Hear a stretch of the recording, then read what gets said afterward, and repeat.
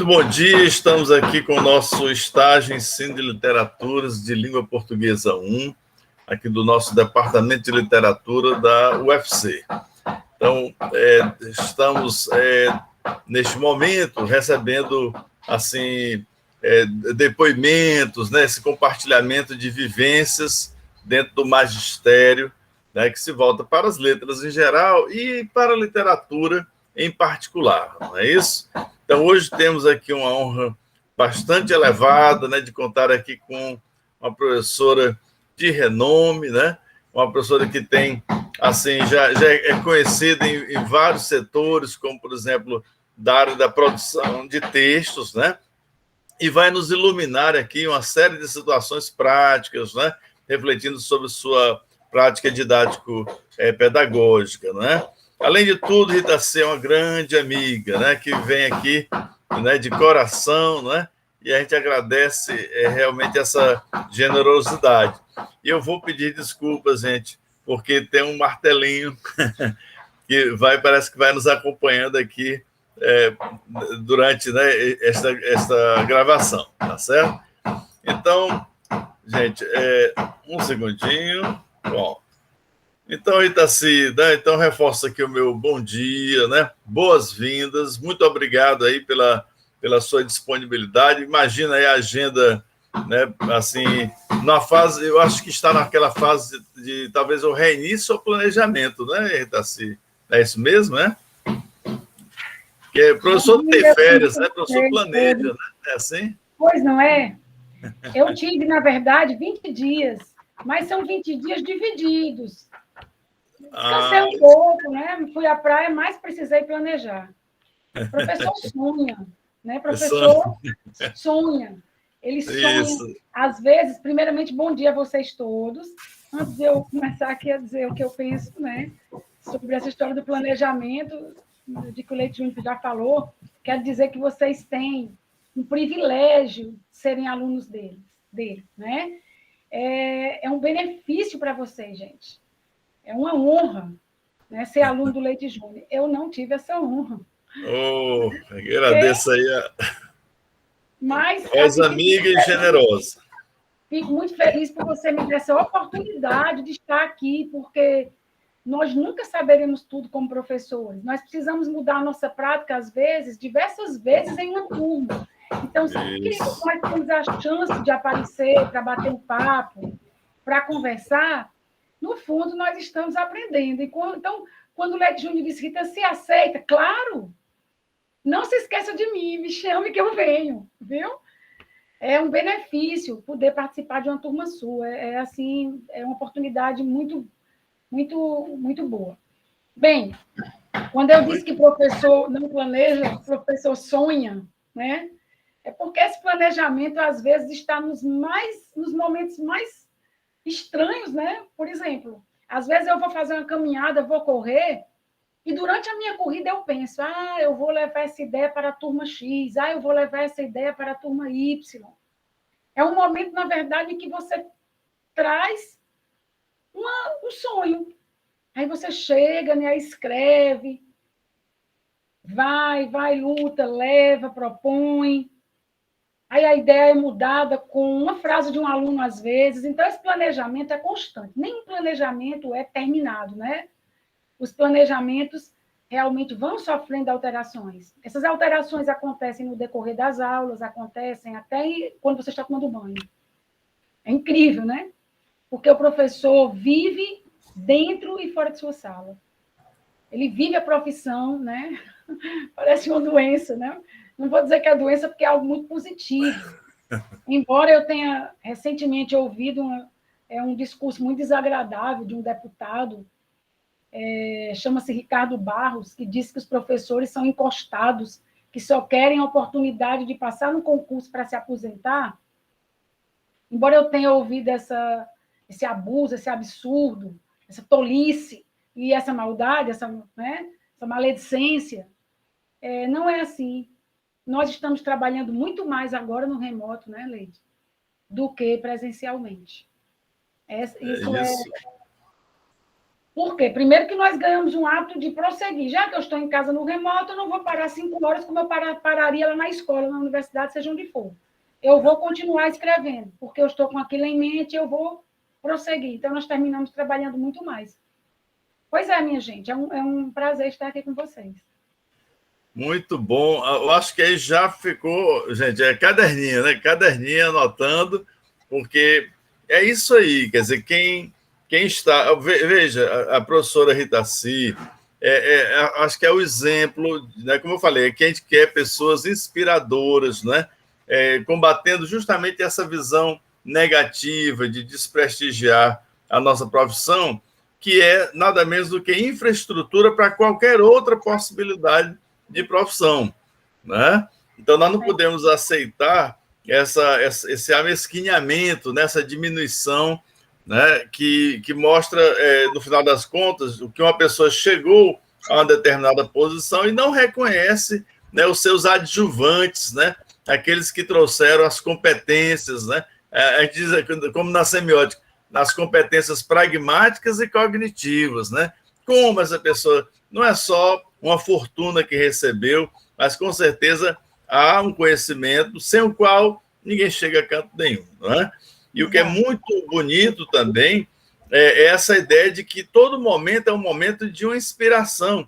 Agora, não é aquela inspiração no sentido mais romântico, né, da ideia, mas essa de se estar ligado, né, estar em plena conexão com a vida, né, com assim, até o reconhecimento da humildade, que a gente precisa sempre buscar a melhora, né? Sempre nós temos, assim, dicas, né? Que são como, às vezes, um momento na sala de aula, né? Um acordar. Eu também, quando às vezes eu acordo, eu vou acordando, né?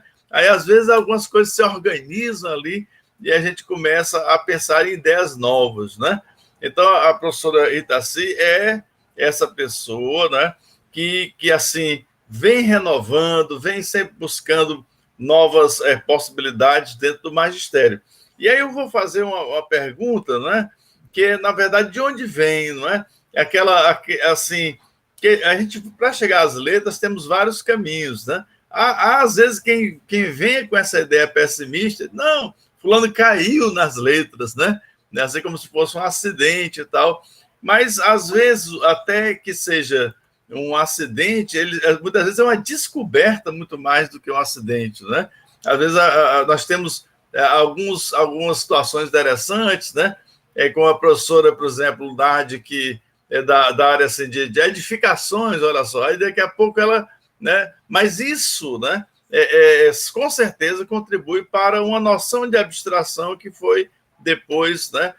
Reposicionada dentro, né, da nossa área de letras, né?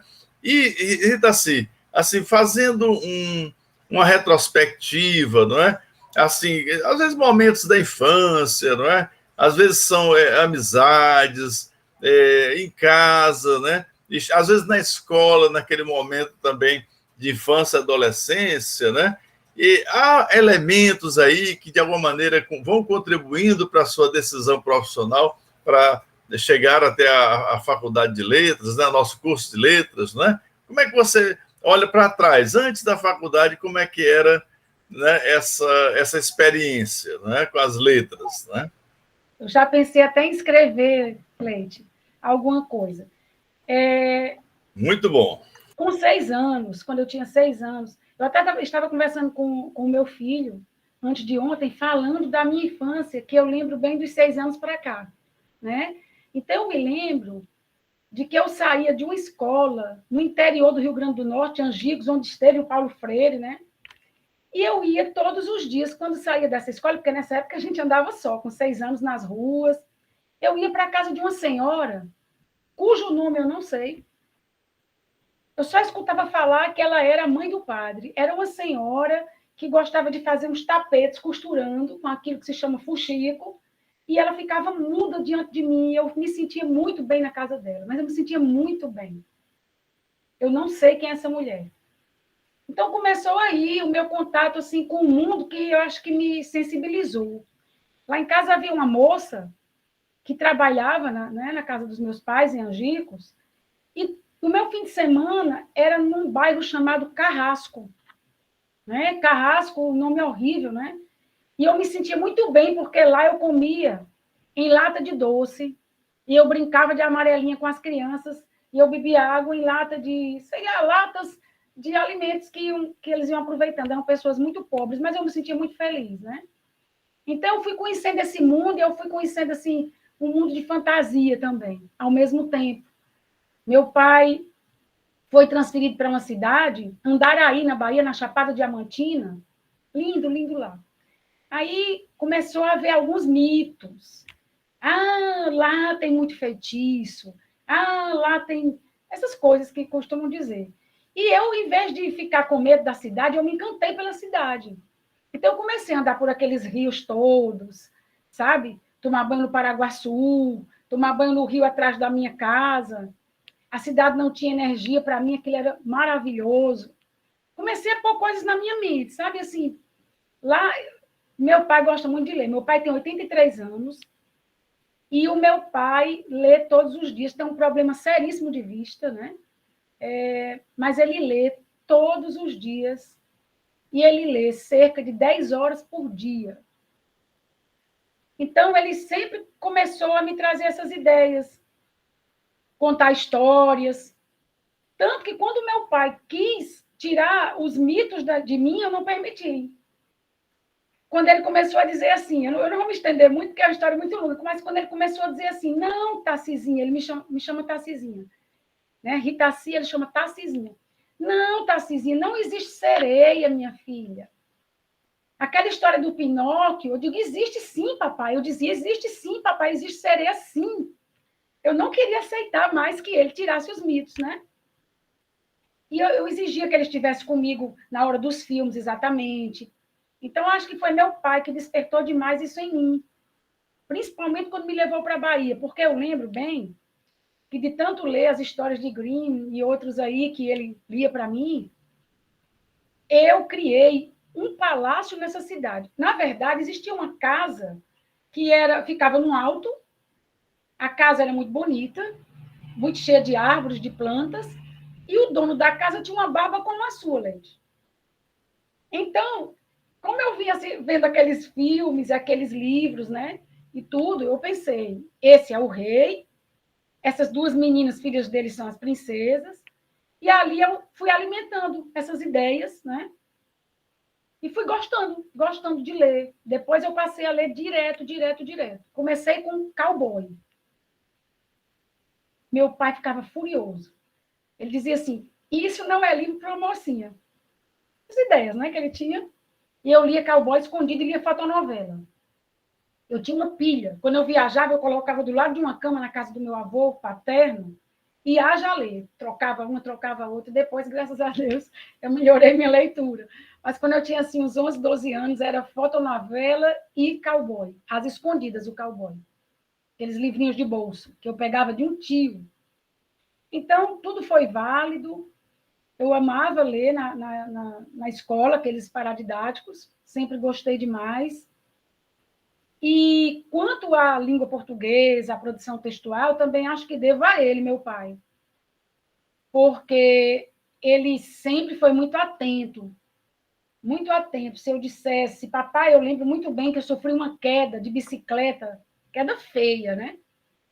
E ele estava tomando banho e eu bati na porta do banheiro. Papai, papai, levei uma queda, levei uma queda. Ele desligou o chuveiro e disse assim, para onde, minha filha? Então, ele sempre foi muito atento à minha fala, sempre tentou polir de alguma maneira, né? Essa fala, e assim, quando eu dizia algo, é mentira sua, ele dizia, vem cá, Tarcisinha, não se diz assim, para não ferir, primeiro diga assim, tente assim. Então, ele foi me polindo, foi me trazendo esse gosto, e eu devo muito a papai. Eu acho que o segredo está bem aí, nesse comecinho, dos 6 anos para depois. Mas Muito. adoro matemática também.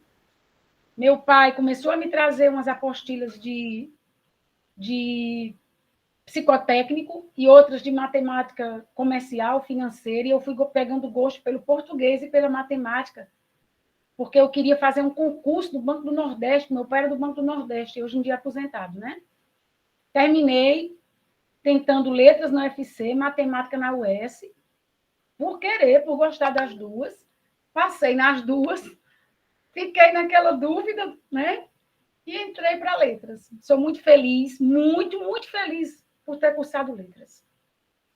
Sou muito feliz, estudo com gosto, estudo com prazer e assim, tem algo que me acompanha, acho que vai me acompanhar até o último dia aqui, que é uma frustração por não dar conta do que eu quero estudar, né? Do que eu quero ler. Então, fica sempre aquela frustração, não consegui. Eu gostaria de ler obra tal, não consegui. Poxa, eu gostaria de ler sobre o assunto X, também não consegui. Então, eu acho que essa frustração só acontece porque a gente tem algo para conquistar, né? A gente nunca vai ser completo. Aliás, a gente tem muito a conquistar, a gente sabe muito pouco, né? Muito pouco mesmo. E essa sensação, para mim, não é ruim. Eu já ouvi muitas pessoas dizerem assim, vai fazer medicina? Pois se prepare, viu? Porque médico tem que estudar a vida inteira. Não é só médico que tem que estudar a vida inteira. Nós temos que estudar a vida inteira. Se eu sou um artesão, por exemplo, eu preciso encontrar novas formas de praticar a minha arte a vida inteira. Na hora em que eu não tiver mais o que conquistar, na hora em que eu me achar completa, é hora de partir. Né? Então, eu acho que nós aqui abraçamos uma causa. É estudar. Estudar para valer. Exatamente. E aprender muito, e aprender a aprender. Ainda tem isso, aprender a aprender, né? Essa é a minha visão. Eu acho que foi isso que me gerou esse gosto por literatura e por língua portuguesa. Olha, gente, quem quiser liberar o rosto aí, né, Leite? A gente vê o sorriso, vê a expressão. Pronto. Eu aqui, às vezes, eu inverto aqui o microfone. Mas muito, muito interessante, né? A vivência, por exemplo, assim, eu acho que na região interiorana, né? Eu acho que ali existe uma maior integração, claro, né, com a natureza, né, com formas tradicionais de vida, modos de vida, eu acho incrível aí, né, também o deslocamento espacial, né, quer dizer, você sai de um local, vai para... E locais que, pelo que eu vejo, são mágicos, né? Quer dizer, você recepcionou isso com esse espírito da ficção e da poesia, não é? Desse livro, Rita Silva, você está nos devendo já, viu? Tá certo? Já está nos devendo. Aí, coloque já nessas metas aí, né? Então a gente sente, né? Quer dizer, que também a presença paterna, a ideia, né? Porque realmente uma pessoa que tem o hábito da leitura é sempre uma pessoa, né, que vai sendo inspiradora e tal. Outra coisa interessantíssima é essa diversidade, né, de gêneros, né? Assim, no caso dos quadrinhos, né, da fotonovela, que são formas, né, de narração, né, sincréticas, tá? Quer dizer, então, que convidam também para a leitura. Não, tem gente que acha que isso rouba o lugar do livro e tal. Penso que não, né? Que eu acho que são vivências que vão se associando, vão se somando, né? Elas não subtraem, eu não consigo imaginar assim, não é? E hoje são bastante valorizadas na escola, né? Quer dizer, esse estudo de gêneros diversificados, né? Quadrinhos hoje no Enem, né? Que é no vestibular, né?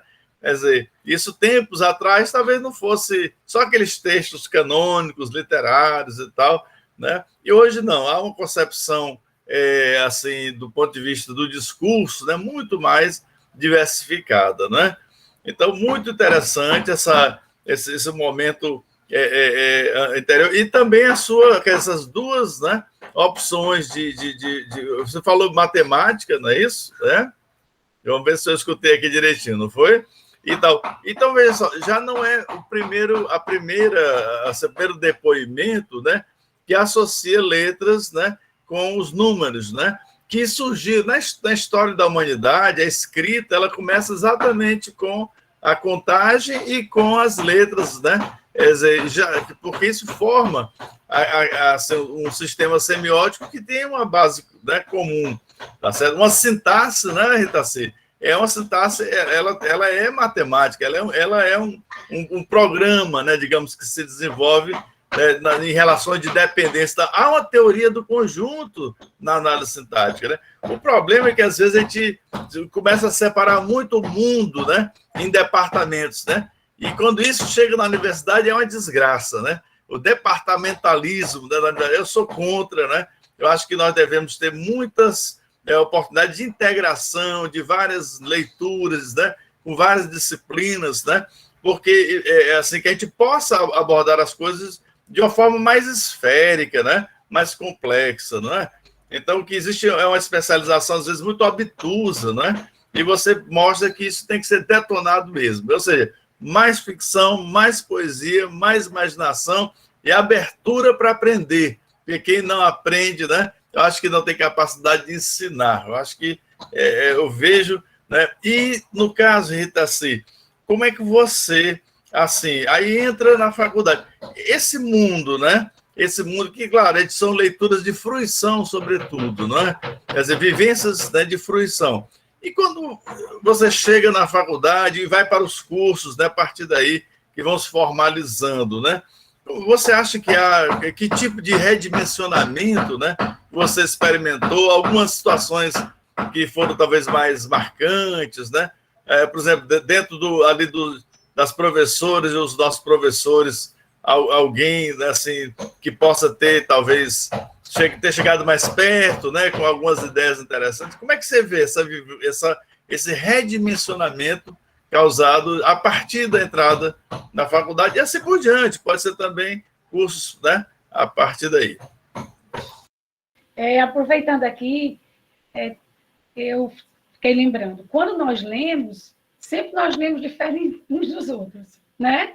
E se eu ler um texto hoje, ler esse texto amanhã, a leitura é diferente. Porque eu estou diferente, né, Leide?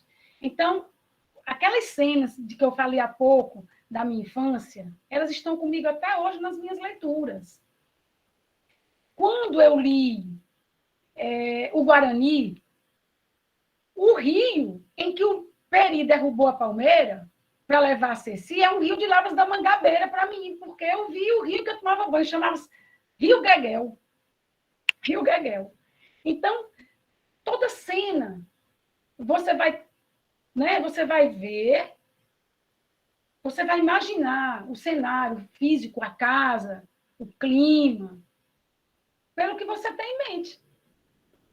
Não sei se isso acontece muito com vocês, mas comigo é sempre assim. Quando eu estou lendo um romance ou um conto, o espaço é um espaço, dentro das possibilidades, é claro, né? De repente eu não vou transformar o espaço urbano do conto num espaço rural, mas o espaço é muito meu, combinado.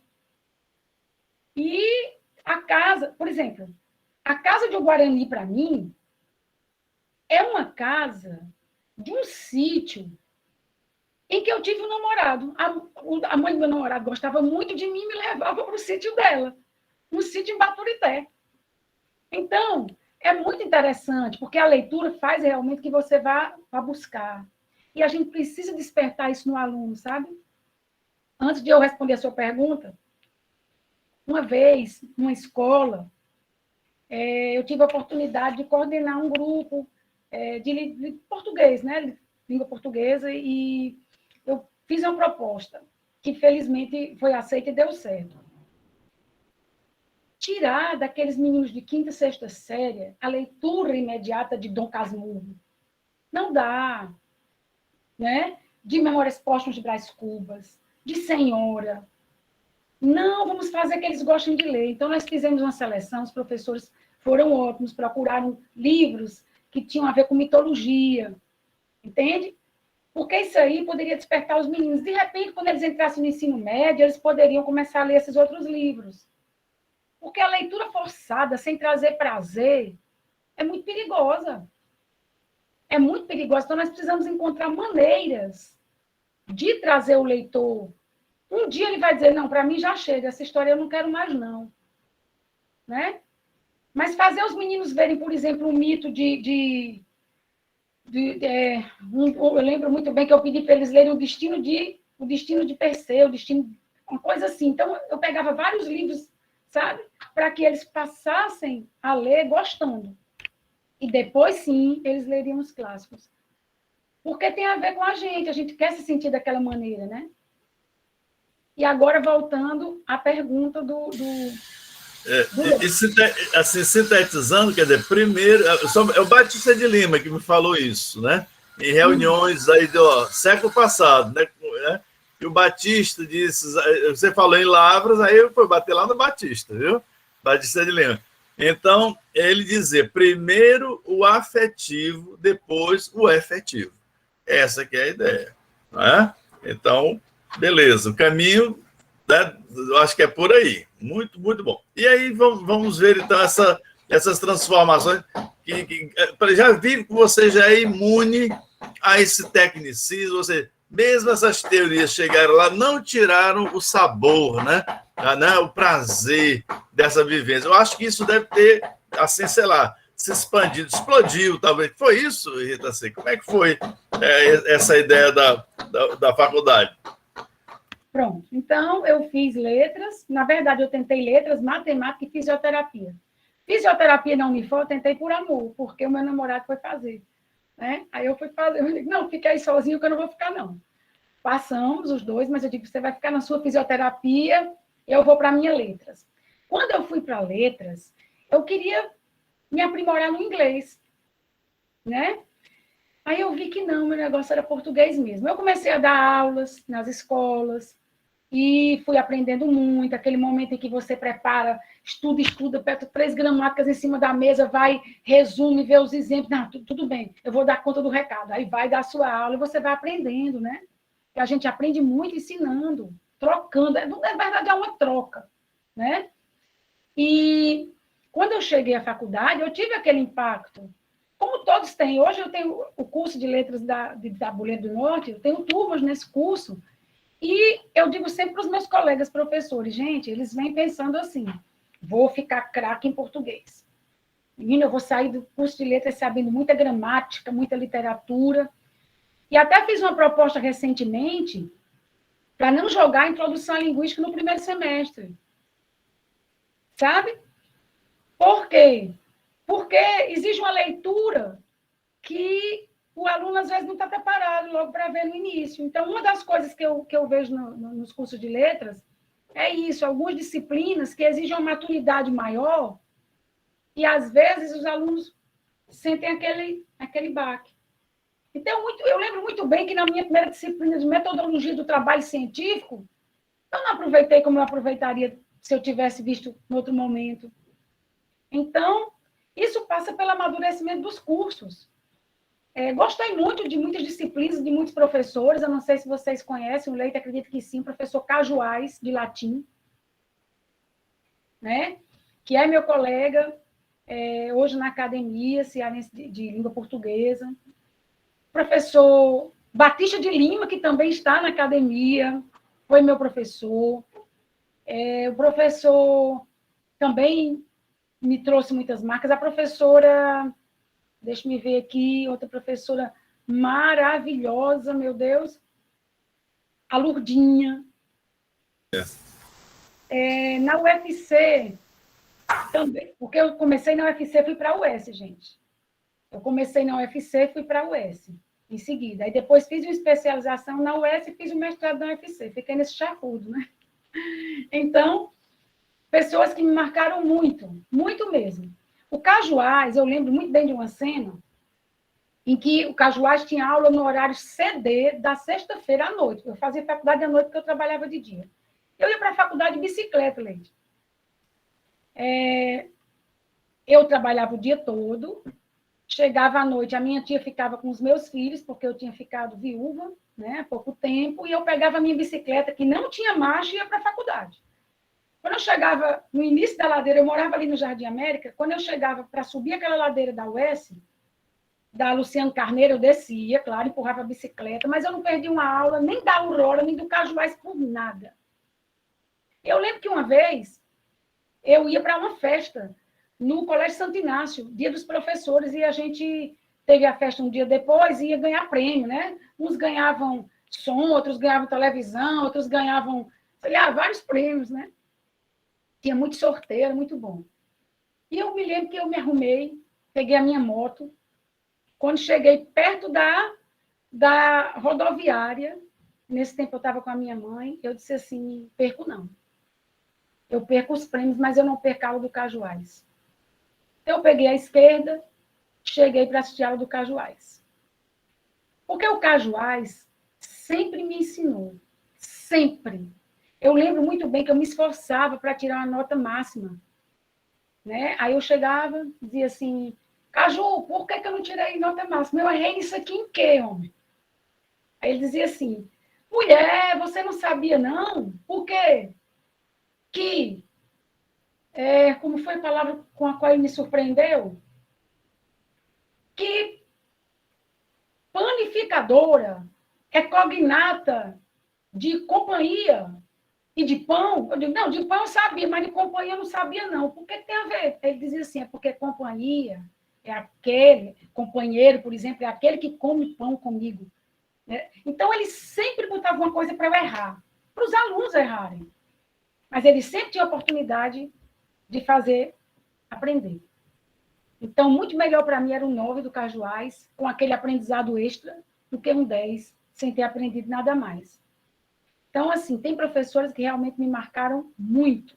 E talvez eu seja injusta agora de não citar o nome de todos, mas me marcaram muito. O professor Leão Júnior, no UFC, foi meu orientador de mestrado.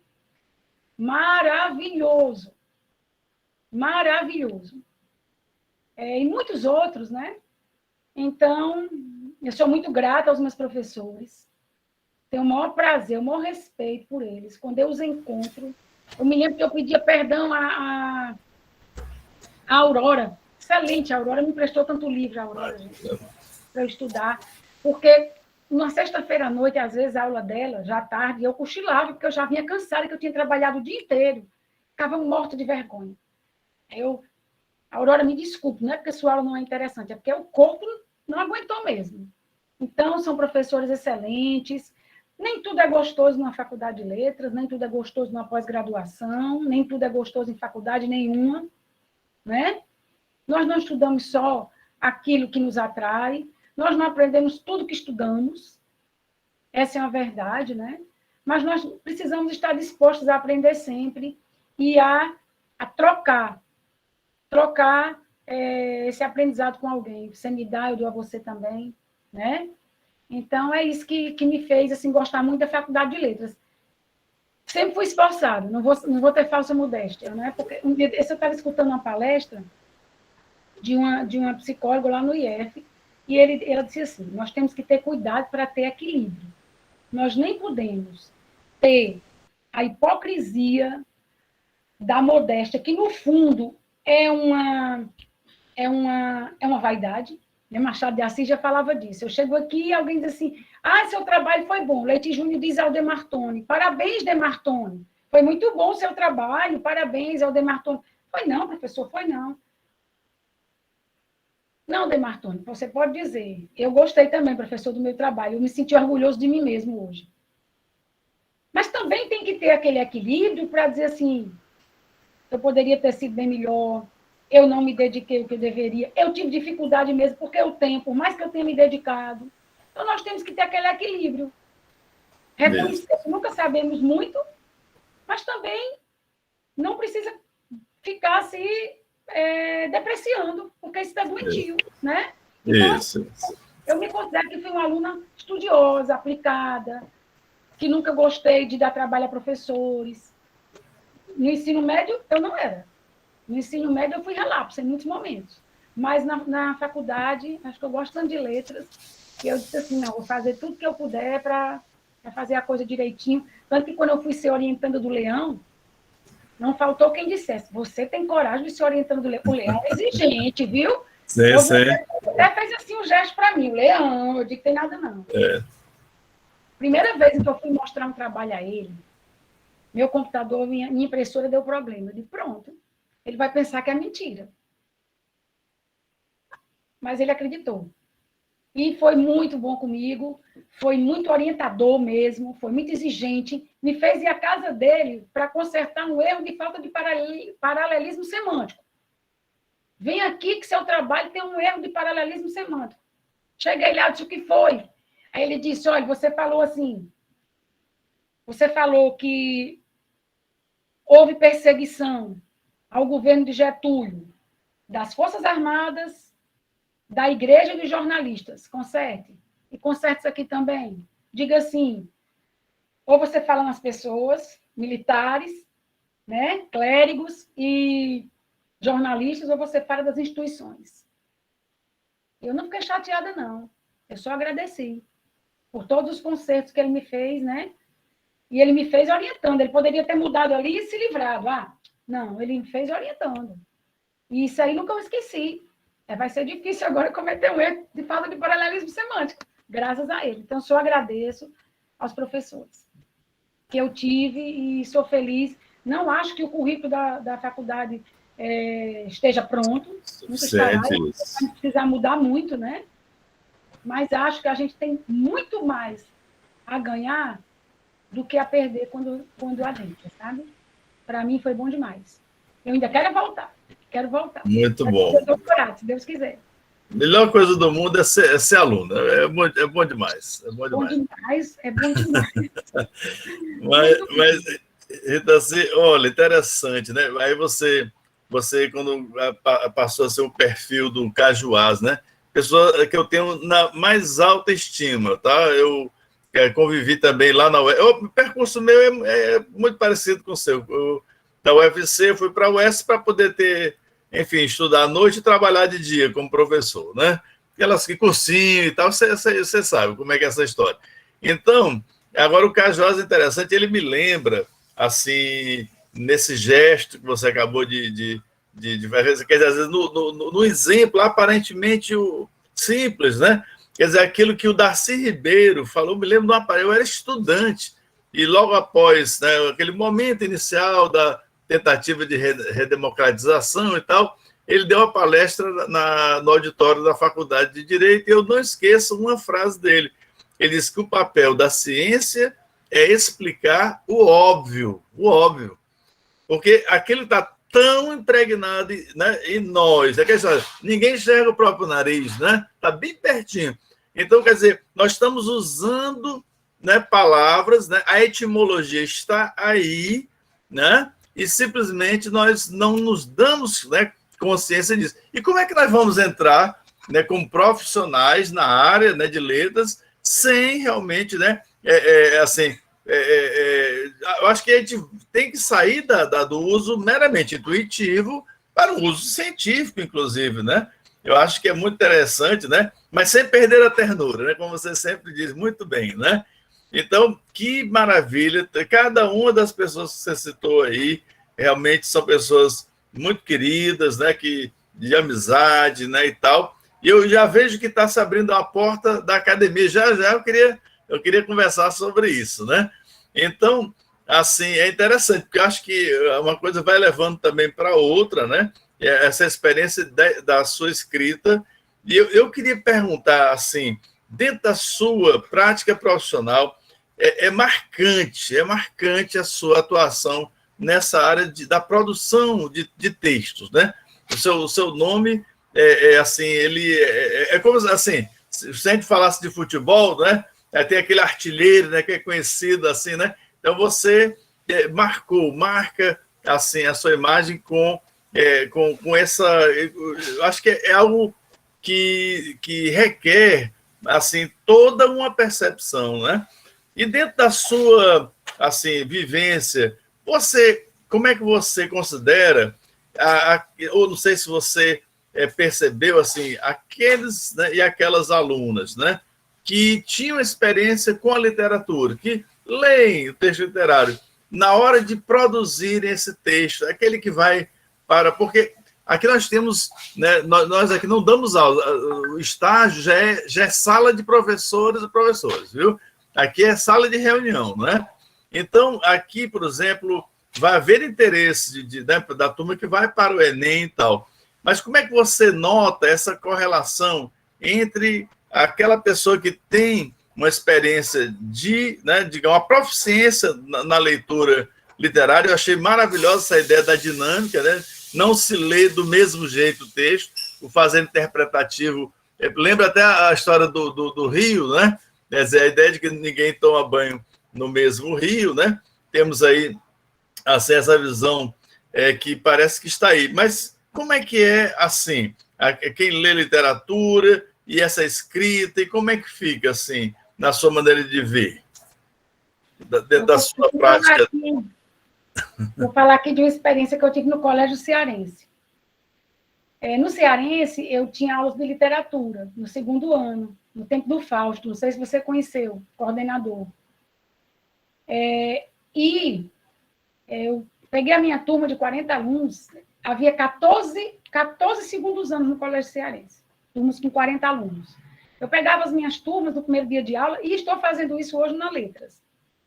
E eu dizia assim, estão aqui 40 livros, eu entregava a listinha, né? 40 obras, e nós vamos dividir essa turma em 10 equipes de 4 alunos, e em cada etapa, essas equipes vão fazer uma apresentação de uma obra.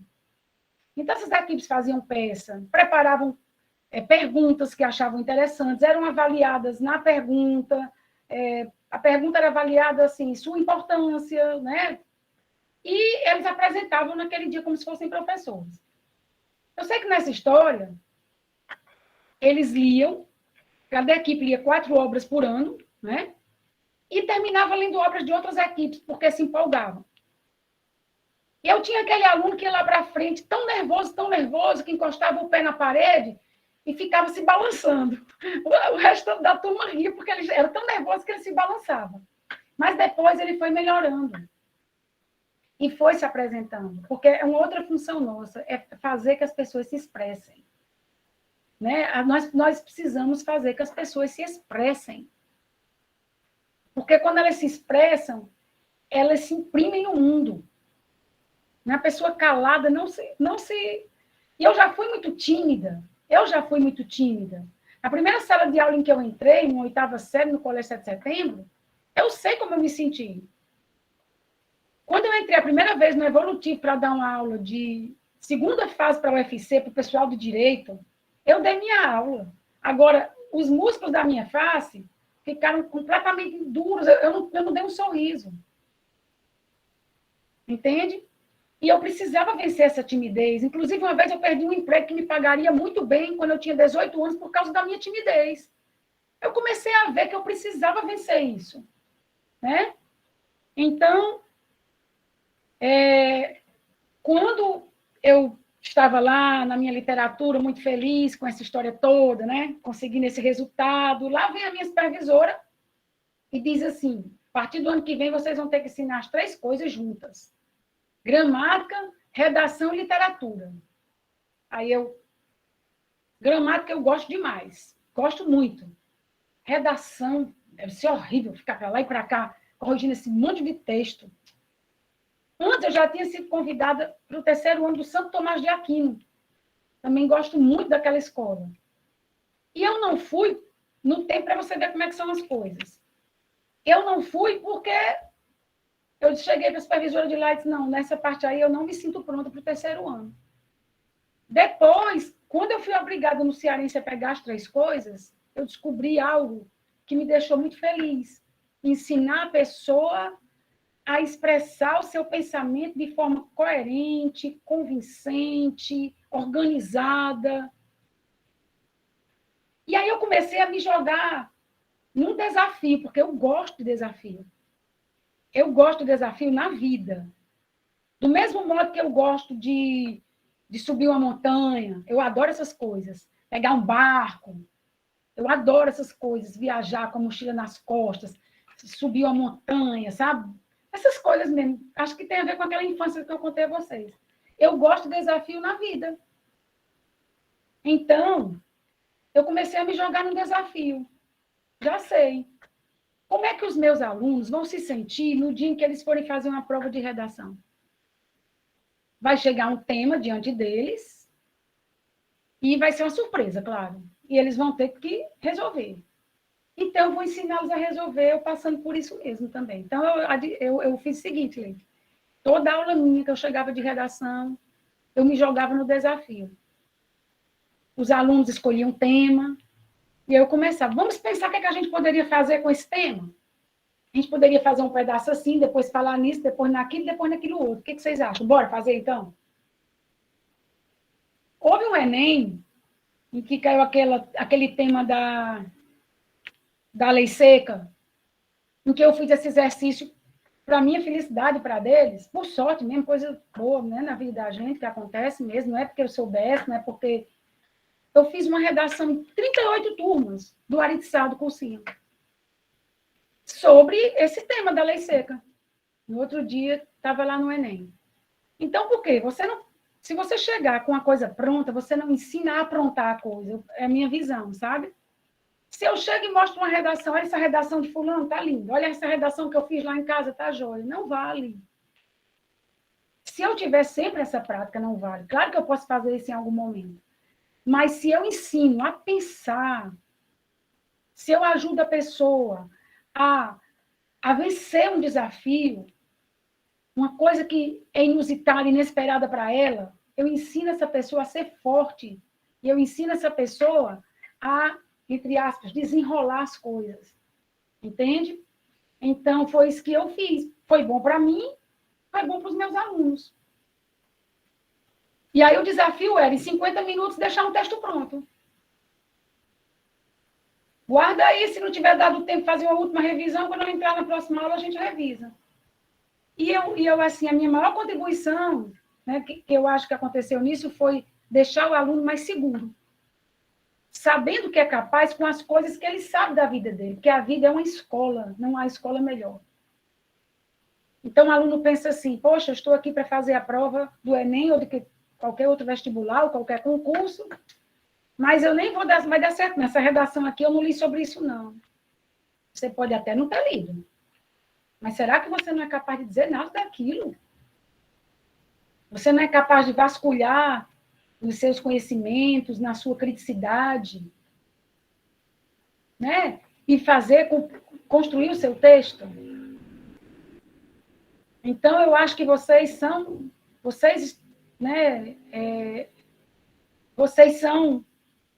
instrumentos que poderão levar segurança a muita gente, conquista a muita gente, mas para isso vocês têm que dizer, eu também sei me arriscar. Então, assim, se não tivesse saído algum dia uma redação, eu teria humildade de dizer, gente, não deu hoje. Não deu. Sabe? Agora, levar pronto, sempre pronto, não é honesto. Porque ele não vai encontrar algo pronto. Você tem que ensinar a fazer. Você tem que ensinar a fazer. Você não tem que ensinar somente a ver, a ser receptáculo, né? A ser passivo. Olha que lindo o texto do Leite Júnior, olha. Então, assim, como é que eu posso chegar perto disso? Como é que eu posso fazer isso? Então, eu acredito muito nessa história de desafio, de ficar diante do novo, do inesperado. Porque na vida a gente vai encontrar esses momentos muitas vezes. E a gente precisa se fortalecer. E o professor é um fortalecedor de talentos, o professor deve ser um fortalecedor de estudiosos, deve estimular o estudo, o desafio, a conquista. Eu não sei se eu diria que eu sou romântica nessas coisas, mas vem dando certo o romantismo, para mim, me faz muito feliz, nesse sentido. Porque eu até digo muito para os meus alunos, ser romântico não é ser tolo. Ser romântico não é ser bobo, não é ser um visionário que não realiza nada. É ser, antes de tudo, um revolucionário. O romântico é um revolucionário, né? Então, adoro entrar nesse jogo, sabe? Adorava dar aquelas aulas dos livros da UFC, Leite. Eu amava aquilo ali. Eu fazia até as vozes dos personagens. Eu já gostava de estimular, sabe? Era uma maravilha aquilo ali. Saudade daquele tempo da UFC em que ela fazia que os meninos lessem os livros. Muito bom. Assim, veja como a frase, né? É aquela frase que sempre se repete a Escola Secundária Moderna, do Lauro de Oliveira Lima, né? 100 anos, estamos nos 100 anos de Lauro, né? Ele teria feito 100 anos, né?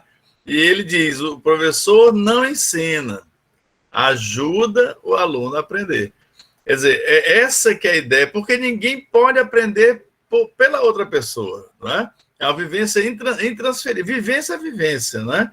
E o que é interessante, né, Rita C., é que você leva para é o que a gente chama muito hoje, né, de empoderamento, né? É da pessoa ter a autoconfiança. Eu já também tive muita experiência assim, da preparação de concursos, né, vestibulares e tal. E também temos aqui, né, afinal de contas, aqui a nossa turma que vai fazer já um concurso, né? E às vezes eu me deparava com isso. Olha, fulano e fulano de tal. Ambos têm muito conhecimento, são estudantes, mas por que um passa e o outro não passa?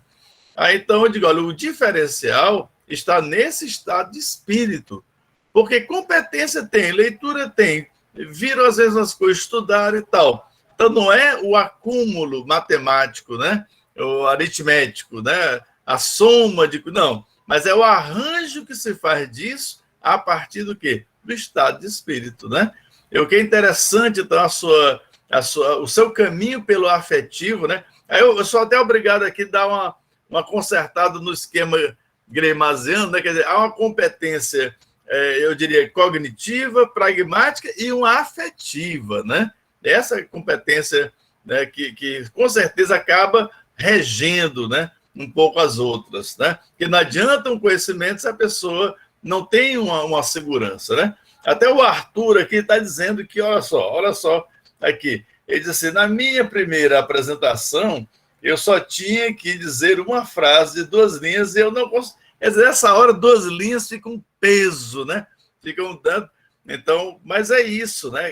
Sabia o Arthur, então é um danado, né? É assim, é semioticista, mas naquela hora, né? Assim, do nervosismo, a pessoa se inibe, né? Não vem mais, né? É muito interessante o seu caminho da conquista afetiva, né? Investir na autoconfiança. Nós estamos trabalhando com pessoas, estamos trabalhando pela vida, para a vida, né? Então, não é coisa exatamente, não dá para contabilizar, né? Essa experiência. Muito, muito bonito mesmo. E eu faria assim, claro, eu acho que a hora também, e há uma curiosidade, né? Acho que nós escutamos aí falar da academia, né? E essa experiência de escritora, né? Como é que é essa sua essa transição, né? Para a academia, né? E lá essa satisfação de estar lá com o Batista, Cajuás, né? E tantas pessoas tão queridas, né? Mas nesse outro, como é que funciona isso, Itaci? E como é que você chegou lá e tal? Pode ser, então? A gente pode acrescentar aí? E a turma aqui aqui ligada na literatura, falar, né? Eu todo mundo tudo na curiosidade aqui. Vamos deixar o espaço também para os meninos falarem. Antes de eu dizer essa resposta, eu posso só fazer uma complementação. Assim, eu gosto de contar isso para os meninos verem o quanto é possível, sabe? Quando eu tinha os meus alunos lá no Instituto Federal, que eles diziam, professora, longe, eu digo, menino, para com isso, porque eu venho de Fortaleza. Eu pego um avião para pegar um horário melhor, né, de R$100 e poucos, que era toda semana. Eu pego um avião à noite, desço em Recife, pego um carro, né, um Uber, vou para uma rodoviária que é fora, pego um ônibus, desço em Delmiro Gouveia, e Delmiro Gouveia, eu já desci em Delmiro Gouveia pela manhã, 5 horas da manhã, 6. Eu já pego outra van para outro canto, chego lá, tomo um banho, pego minha bicicleta e venho trabalhar aqui. Então, não aceito ninguém aqui dizer, é porque eu dormi, não sei o quê. Tem que vir, tem que ter força de vontade. Então, a força de vontade é muito interessante. Eu vou só contar uma historinha aqui que é importante para vocês na vida de vocês, né? Quando eu fui fazer este concurso, Leite, a gente cai muito, a gente não acerta sempre, não, também. Mas aí tem que se levantar. Quando eu fui tentar mestrado a primeira vez na UFC, em literatura, eu levei meu projeto de Machado de Assis. É um sonhador, eu queria Machado de Assis, que eu gosto muito de Machado de Assis. Aí não tinha orientador, os orientadores não queriam Machado de Assis, eu não passei. Não passei. Aí eu fiz o mestrado, a prova para linguística, passei. Quando eu estava, assim, no primeiro semestre, terminando disciplinas, aparece de novo o mestrado de literatura, seleção. Vocês disseram que eles vão fazer um concurso, né? Aí eu cheguei para Maria Elias e disse assim, Maria Elias, eu quero fazer, eu quero tentar, só que eu tenho que entregar o trabalho da tua disciplina. E agora? Ela disse, pois vai tentar. Eu lhe dou 15 dias a mais para você entregar meu trabalho. Hoje, ela também está lá na academia hoje. Então, só tem gente lá que eu admiro, viu? Aí eu cheguei para o Paulo Mozânio, né? Saudosíssimo. Paulo, a Maria Elias disse que eu posso entregar o trabalho dela 15 dias depois. Você faz isso comigo também? Sabe o que ele me respondeu? Não. Pense no que você quer. Aquele jeitão dele. Se você quer literatura, é literatura. Pare com isso. Desse jeito, me deu um carão. Aí eu disse, mesmo, você está certo. Eu quero a literatura. Se eu não passar, eu fico estudando como amadora. O importante é que eu estou aprendendo, né? Abandonei a linguística e fui para a literatura. Ainda bem que deu certo, mas eu já estava disposta. Se não tivesse dado certo, não tem nada não, eu ia tentar de novo. A gente tem que tentar as coisas. E só para complementar, antes de falar da história da academia. E lá, como é que foi assim, a pesquisa? A sua defesa? Qual foi a... Foi Mulher e Sociedade Patriarcal, na obra de Joyce Cavalcante, que é uma socióloga de Sobral. Uma tristeza que eu tenho, essa minha obra, uma coisa que depois a gente pode falar em outro momento para não sair aqui do rumo, mas é preciso que as pessoas leiam as coisas que a gente escreve, não é? É um tema que, inclusive, é atual, mas a gente precisa fazer os trabalhos saírem da academia. Precisa levar esse trabalho para mais pessoas, né? Não é verdade? Você pode até publicar o livro e tudo, mas é uma leitura sobre... Não sei, não estou dizendo que a minha obra é maravilhosa, que tinha que ser lida, não é isso não. Mas, assim, você não vê as pessoas lerem. Um sonho que eu tenho é levar a discussão dos temas transversais para a escola básica. Eu sei que eles são discutidos já, mas eu acho que eles precisam ser discutidos muito mais. Se os temas transversais fossem discutidos para valer, nós não estávamos na situação em que estamos. Agora mesmo, nós estamos aí diante de uma CPI, já se iniciou. Eu sou cativa da CPI, eu só parei mesmo de ver porque eu estou em trabalho. Mas eu vou dizer uma coisa. Os alunos precisam assistir a CPI, precisam assistir a votação que há quase todo dia no Congresso, na Câmara, no Senado, para ver quem é que está por trás da vida que eles têm. Enquanto nós não levarmos isso para a escola não vai realmente formar um cidadão consciente que melhore sua própria vida. É por isso que nós chegamos ao que chegamos. Então, eu tenho esses sonhos, sabe? É tanto que eu estou querendo fazer doutorado, não sei se eu corro para literatura, não sei se eu corro para linguística, mas eu quero levar esses sonhos. Outra característica minha é a indecisão. Um defeito. Acho que a minha filha lendo ontem sobre signo, mãe, está aqui, mãe, você todinha. A sua ascendência e tudo. Bom... Eu não acredito que seja gêmeos, não, né? Sou gêmeos. Aqui, ó, 2 aqui, ó. Tu e eu. Pois é, você é de que dia? Exatamente.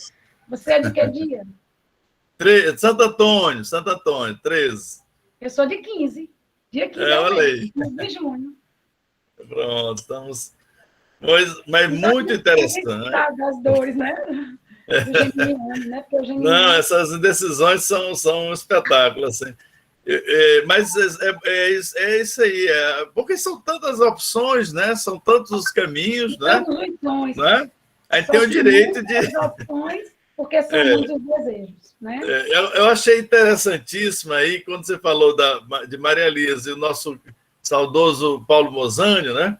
E o Paulo foi meu contemporâneo de faculdade e tal, ensinamos, enfim, até mesmo nos primeiros concursos, né? Aquela que a gente faz logo após ali a faculdade, alguma coisa muito próxima. Mas eu imaginava que fosse o contrário. Maria Elisa que é, né, mais assim incisiva. Não, quer dizer, parece que houve uma inversão curiosa das coisas. Mas eu acho que é isso, é um momento também, né, enfim, acho que ele interagiu com a geminiana, não foi não assim, né? Então, não, você tem que decidir, né? É a hora. Mas muito, muito interessante. É uma bola de cristal. Sim, eu vou encerrar só com essa historinha e depois eu vou responder a sua pergunta. Então, quando eu fui fazer o concurso do IFAL, porque eu fiquei todo o tempo no ensino privado, né? Quase 25 anos no ensino privado. Gostei muito, fui muito feliz, graças a Deus. E quando eu vi os governos anteriores valorizarem o professor de certo modo, eu disse, eu vou. Um colega meu me convenceu a fazer o concurso. E eu, trabalhando, né, no curso de redação, morrendo de trabalhar e estudando até meia-noite. É tanto que no dia que eu peguei o voo para fazer a prova, o táxi foi me buscar, eu estudando, puxei na internet um artigo de fulano sobre regência, e meu marido me dava, o táxi me pegou. Bom, aí tudo bem, passei na prova escrita, chegou o dia da aula. Sou péssima de tecnologias, sou muito ruim. E o meu computador deu problema. E a minha irmã foi deixar um dela para mim. Aí eu peguei o computador da minha irmã e viajei. Quem disse que eu consegui ligar este computador para dar 50 minutos de aula que eu tinha que apresentar, tudo programadinho lá na hora da aula? Gente, eu não consegui ligar. Aí eu disfarcei, né? Eu disse assim, houve algum problema aqui, o cara comigo, eu sei que sou eu o problema, minha tecnologia, ó. O meu filho disse assim, mãe, por que você não pediu uma orientação por WhatsApp a mim, como é que ligava esse computador da Tiona, que eles chamam Tiona? Eu disse assim, olha, se eu não levei o celular com medo de assalto. Meu filho me deu tanto caramba. Eu só sei que eu saí de lá triste, né? Entreguei uma tomada que um rapaz tinha me emprestado, ele perguntou como é que foi, um rapaz aqui do Ceará. Eu disse, foi péssimo, porque nem consegui ligar, eu liguei. Aí, por que eu estou falando disso? Quando eu vi que eu não consegui ligar o retroprojetor e tudo, eu me virei para a lousa, e o pior é que a medição do tempo estaria no computador, não tinha relógio, não tinha nada. Aí eu, rapaz, eu vou ter que dar 50 minutos aqui, como se nada tivesse acontecido. Sem calcular o tempo, assim, só na... E aí eu fui, age exemplo, e apagava, e escrevia, e apagava, e escrevia. Saí de lá arrasada, né? Poxa. Aí o meu filho disse assim, ligou para mim, eu estava no shopping lá de Maceió, querendo assistir uma comédia para passar a dor. Assisti uma comédia, chupei um sorvete, assim, hoje eu vou comer o que eu quiser, não estou nem aí. Passar a dor. Aí meu filho ligou, e aí, mãe? Eu disse, rapaz, nem ligar o retroprojetor eu consegui. Ele disse, quem sabe, se não vão pensar assim, bem, pelo menos se faltou energia, ele ainda brincou. Um dia lá na escola em que ela estiver, ela não vai deixar de dar aula por causa disso. Aí eu, tá, Cacá, obrigada aí pelo consolo. Mas não tem nada a ver, não. Quando é que deu certo, gente? Eu fiquei tão descrente que daria dar certo, que quem me falou o resultado foi um colega que eu conheci à porta do Instituto Federal. Ele falou de São Paulo comigo. Rita, se você foi o primeiro lugar, só era uma vaga para iniciar. Aí o rapaz foi mesmo, apesar daquela... Leide, eu fiquei nervosa na hora, porque não ligou o retroprojetor, eu fui querer escrever lá, não sabia onde estava a lousa direita, em que lado era. Tinha um pano de um lado, tinha uma lousa do outro, mas enfim, deu certo. Por que eu estou falando isso para vocês? Porque vocês não podem desanimar. Vocês têm que querer ser professores. Se algo não der certo hoje, depois dá. Vocês não podem desanimar. E vocês têm que ficar diante do inusitado. Porque a sala de aula é inusitada também. De repente, numa sala de aula acontece uma coisa que você jamais imaginou. Ou seja, se tem uma pessoa que tem que ter muito jogo de cintura, se chama professor. Não é verdade? E agora eu vou falar da história da academia, não esqueci. A academia foi uma surpresa. O presidente atual, Marcelo Braga, que foi meu colega na UES, também tem curso, né, de redação e tudo, me fez o convite. E aí, ele pediu que eu levasse a minha produção para ser avaliada pelo grupo, eu levei. A produção que eu tenho, fora esse material que foi de mestrado em literatura, é de língua portuguesa mesmo. Tem um livro que eu escrevi para a Saraiva, para o Instituto Rio Branco, então acho que pesou bem, né? Porque é um livro que foi feito em uma coleção que foi muito badalada para quem quer tentar o concurso diplomata, e outras obras menores, todas de língua portuguesa, acho que umas 4, eu não tenho muitos escritos. Aliás, Leide, eu me atrasei em umas coisas, me adiantei em outras, porque eu não, como eu dava muita aula, né, nos cursinhos e tudo, quando eu saí do mestrado, eu me afastei da academia, né? E aí, o que acontece? Hoje em dia, por exemplo, quando eu vou tentar um doutorado, isso pesa. Isso pesa para mim, porque cadê os inscritos nos 4 últimos anos daquela área? Entende? Mas eu não desisto por causa disso, não. Eu não desisto. Vai chegar um momento que dá certo. Então, é isso, é conquista. Você ganha num lado, perde no outro. O importante é não se lamentar e seguir em frente. Né? Pegar aqui a frase dos sertões, né? Eu acho até que pode ser questionada. Sertanejo é, antes de tudo, um forte. Vamos trazer essa frase para um outro contexto. Nós, professores, precisamos ser, antes de tudo, uns fortes, né? Nós somos uns fortes. Se nós não fôssemos tão fortes, nós não suportaríamos todas as investidas contra nós, todas as dificuldades da educação. O professor é uma resistência, ele tem que ser uma resistência. E outra coisa também, viu?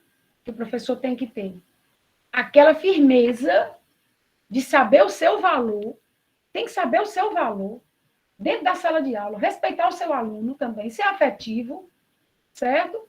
Mas saber o seu valor também. Não enveredar por aquele caminho de, eu preciso ser aceito de qualquer modo, eu preciso ser querido. Você tem que fazer o melhor, tem que dar o melhor de si, e os alunos têm que aprender a dar valor a isso. Seja simpático quando você estiver pronto para ser simpático, brinque quando você estiver pronto para brincar, quando você achar que é o momento, quando você se sentir bem fazendo isso. Não faça violência contra si. Seja uma pessoa, o profissional, da melhor forma possível, vai melhorando, porque a gente tem que melhorar todo dia, né? Mas não vá contra si. Não entre em certos jogos, porque senão há uma neura. Não é verdade? É isso aí. Então, foi assim que eu cheguei à academia. Aí há aquele processo, você vai, né? Eles avaliam juntos, sozinhos, aí um dia você é convidado, é chamado, os que estão lá concorrendo, que foram convidados também. Cada acadêmico indica e também pede a outros que ajudem na indicação. É isso. Foi assim.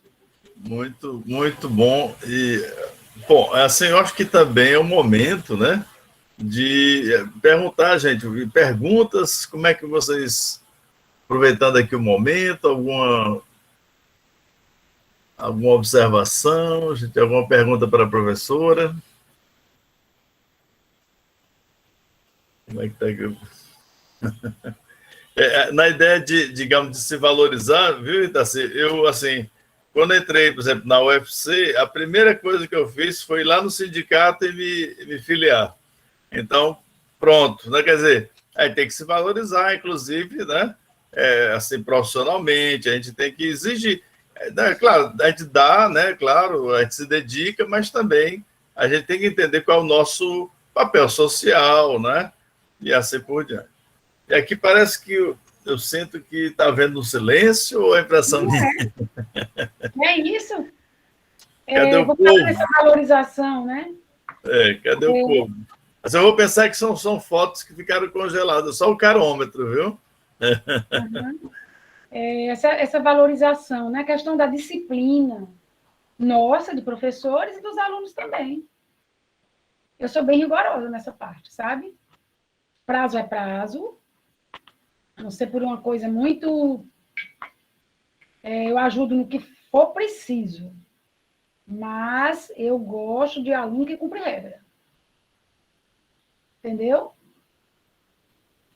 Por exemplo, no ensino remoto mesmo, eu passo uma atividade, eu digo assim, olha, é até o dia tal. Se você deixar para fazer no último dia e acontecer um imprevisto, você não vai ter atividade recebida. Não é verdade? Não é correto isso? Isso, é demarcar. Quer dizer, a gente pode e deve discutir as regras, mas elas devem funcionar, não é? Exatamente. Elas devem funcionar. Muito bom. Exatamente. Muito. E aqui, ó, até o Fábio o Fábio e a Amanda estão provando que estão em sala de aula.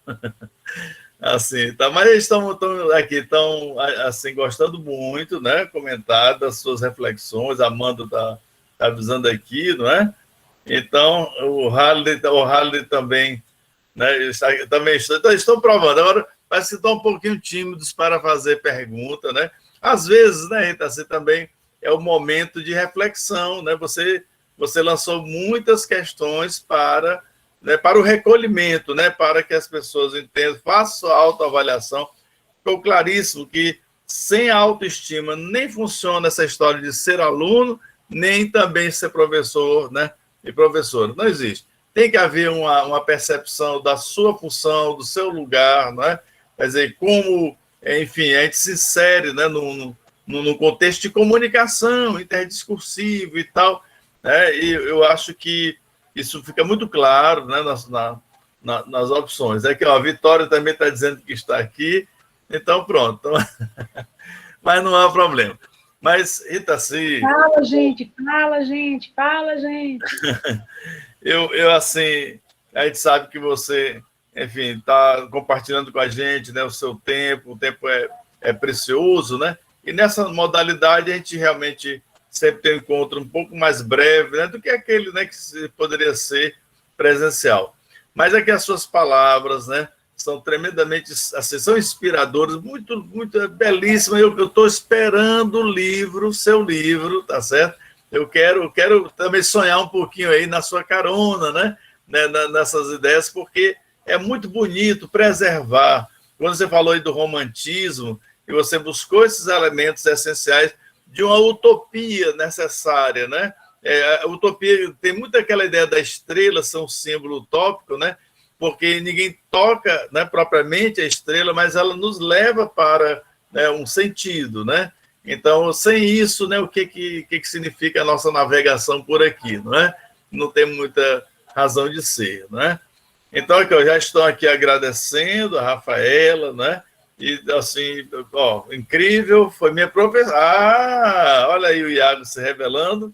Então, está aqui de redação, né? Não é isso? Do Ari de Sá, né? Olha só. E assim, eu me lembro até, assim, quando eu chegava assim, na redação, eu dizia o seguinte, a primeira aula, quantas frases tem a sua redação? Aí, silêncio sepulcral, né? Ninguém sabia disso. Como é que vocês estão aqui querendo decidir a vida de vocês se você não sabe quantas frases separam vocês da faculdade? Aí começava por aí.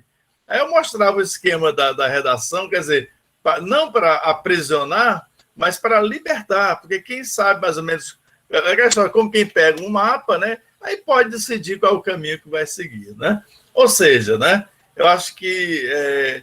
enfim, temos, eu acho que é isso mesmo, né? Ficou uma grande lição aqui, da ideia de que se deve fazer esse investimento afetivo, né? E o afetivo, ele retorna. Eu vi que, por exemplo, nós temos essa função destinadora, mas temos a função sancionadora, que é o retorno né, de quem faz essa destinação. Quem contrata, volta para conferir. Então, conferir os objetivos que são traçados, né? A necessidade de uma atualização constante. Eu achei uma das coisas mais bonitas do que você disse. Todo momento é momento de planejar. Não é que a gente vive assim, em sobressalto. Não. Acho que a gente vive no estado de inspiração, né? Quer dizer, a nossa profissão faz parte naturalmente, né, da nossa existência, né? E acho que essa integração mostra, né, a ideia, um perfil, né, de profissional assim, feliz, né? Que está. Claro que a gente sempre tem as buscas, sempre fica muita coisa incompleta, né? Mas a gente sente, claro, no seu exemplo, né, o equilíbrio, né? E eu achei muito bom. O equilíbrio no desequilíbrio, né? Pode ser assim, né? O equilíbrio no desequilíbrio necessário, né, para a dinâmica, né? Então, eu só tenho aqui a agradecer, Ritaci, esse momento generoso, né? Palavras inspiradoras, tá certo? Que vão aqui para a reflexão da turma. Como é que vai funcionar daqui para frente? Com base, né, nos depoimentos, né, nas nossas trocas de experiência, eles vão produzir um ensaio, não é? Uma reflexão. E talvez encontrar elementos, né? A gente vinha falando aqui de objetivos educacionais, a gente falou em BNCC e tal, mas a gente tem que ultrapassar os limites, né, tecnicistas, né, e colocar vida dentro, né, de quem está na profissão para, né, participar da construção de outras vidas, né? E nesse sentido você aqui, né, fez aqui nos deu assim, uma grande oportunidade de reflexão. Só tenho a agradecer, viu? Grande amiga, né? E Acrescentar só sempre uma coisa, inspiradora, Leite. sempre inspiradora. Queria acrescentar uma coisa. O espaço da gente como professor. Você falou aí na BNCC, né? Chegou aí o novo ensino médio. Amanhã mesmo eu vou participar de uma live para compreender melhor. Vou assistir, né? E não percam o espaço de vocês na sala de aula. O espaço de vocês é, antes de tudo, um espaço político. Porque a política está em tudo. A política está na sua casa. Entende? No momento em que são distribuídos direitos dentro da sua família, direitos e deveres, a política está lá. Então, não percam o espaço político. Não se deixem amedrontar com a ideia de que, professor, dê seu conteúdo. Sou professor de literatura. O senhor tem que explicar esse conto aí. Não admitam. Não admitam. Eu, por exemplo, passei por uma turma minha lá do IF, Os Brusundangas. Para mim, é um livro espetacular para este momento. Eu estou ansiosa para a apresentação das equipes. Até porque eu me pondo como aluna. Porque eu vou querer entrar numa sala de aula em que eu veja tudo de outro tempo sem eu conhecer o meu presente. Então, uma das coisas em que eu tenho refletido muito, Leite, é o seguinte. O que é que nós ensinamos de literatura? Ensinamos entre aspas. A gente usa o termo só por... né? O que é que nós ensinamos? Ah, eu vou ensinar o barroco para o meu aluno. Tudo bem, foram feitas reflexões excelentes sobre os elementos sociopolíticos e econômicos da Bahia de 1800, 1600 e tarará. Que bom, é bom que se saiba. Porque o aluno vai ver reflexões sobre a Bahia do século XVII e não tem reflexões dessa Bahia do século XVII em comparação com a Bahia do século XXI. Então, eu fico pensando em certas coisas. Porque muita gente diz assim, estudar literatura é muito chato, é só estudar o passado. O passado é importante, mas o passado fora de um presente, o presente é mais importante que o passado. O passado é importante para a explicação do presente, e muitas coisas, é claro. Mas se eu não compreendo o meu presente, se eu termino um estudo de literatura, por exemplo, pensando, como nós vemos em muitos programas de disciplinas, né? Das escolas, o aluno termina o terceiro ano e até a contemporaneidade, dizem, né? Aí, quando você vai olhar qual é a contemporaneidade, são os anos de 1970 do século XX, né? Pô, de lá para cá, meu amigo, tem 50 anos aí de sobra. Então, por que eu, como professor, afasto o meu aluno de reconhecer o que está ao redor dele? Se eu quero um cidadão crítico, sempre que possível, eu vou dar umas pinceladas do passado com o presente. Então, eu estudo barroco com o meu aluno sem trazer para o presente. Né? Por quê, ora? Você tem no barroco, né, você pode estudar tantas contradições dentro do barroco, tantas, né? Porque aqui não existem contradições hoje. A religiosidade barroca e a religiosidade de agora, de 2021, como é que está? Então, o estudo vai exigir de nós uma visão política, e eu falo política de uma forma mais ampla, uma visão política de maior consciência, para que a gente realmente contribua com a mudança do mundo. Nós não precisamos fazer que as pessoas simplesmente saibam o que foi o barroco no Brasil, o que foi o arcadismo, o que foi o romantismo, o que foi o realismo. Mas de hoje elas sabem muito pouco. Então, acho que em todas as disciplinas, até na matemática, na física, isso deve aparecer, sabe? E não se abatam. Sempre vai haver alguém querendo calar a sua voz. Inclusive alunos. Inclusive alunos querendo calar vozes dos professores. E às vezes até devem tentar, se essa voz for preconceituosa, se essa voz, né, for humilhante. Mas se for uma voz que leva à reflexão, agradeçam os professores que estão fazendo isso. Agradeçam a eles, né, na verdade, aos professores. Porque é muito importante que a gente tenha essa visão. Nós não estamos aí simplesmente para repassar o que aconteceu. Nós estamos aí para refletir principalmente sobre o hoje. É uma das coisas que também tem passado muito pela minha cabeça, sabe? Pronto, então, gente, sei que eu terminei, você tinha fechado e eu terminei trazendo isso. Mas não, maravilha, maravilha. É aquela história, quem não sabe de onde vem, não sabe para onde vai. E o ponto de convergência é aqui e agora, é como o Gilberto Gil, né? Neste melhor lugar do mundo, né? É o aqui e agora. A gente precisa se entender, né? É isso. Eu sempre, claro, né? É o momento em que nós estamos tomando consciência, inclusive estamos dando sentido ao passado, né? Estamos dando sentido para as coisas, né? Então, é isso. Nós somos os anunciatários dos dias de hoje, né? É aquela história. Profeta não fala sobre o futuro. Profeta fala sobre o presente. Quer dizer, ele dá a imagem do futuro para gerar uma noção de perspectiva, mas ele quer mudar hoje, aqui e agora. Pois, Itaci, palavras maravilhosas, né? Eu acho que, então, a turma está aí, ó, gratidão, todo mundo com... Aqui, Amanda, né? Agradecendo, muitíssimo obrigado por compartilhar esse tempo conosco, né? Olha aí. Então, parou um pouco para... Eu não falei, né? Parei para refletir de fato, né? Então, enfim, você vem aqui com o signo da reflexão, né? E o signo também para gerar dúvida, porque a gente é gêmeos, né? Tem que gerar dúvida mesmo, tem que deixar, né? Tem que embaralhar um pouquinho. Certeza demais não faz bem, essa que é a verdade. Pois um abraço a vocês, muito obrigada pelos ouvidos. Muito obrigada ao Leite por me dar essa oportunidade de falar. Como eu disse a vocês, falar é muito importante, se expressar, né? Então, eu é que fico feliz de estar aqui, tá bom? Leite, muito obrigada. E vocês estão aí na companhia de um grande professor. Quem sabe um dia eu não assisto a aula dele ainda, aí um tempão. Um abraço, gente. Muito obrigada. Um grande abraço, um grande abraço. Então, gente, estamos saindo do modo de gravação. Pedido, então, licença aqui para interromper.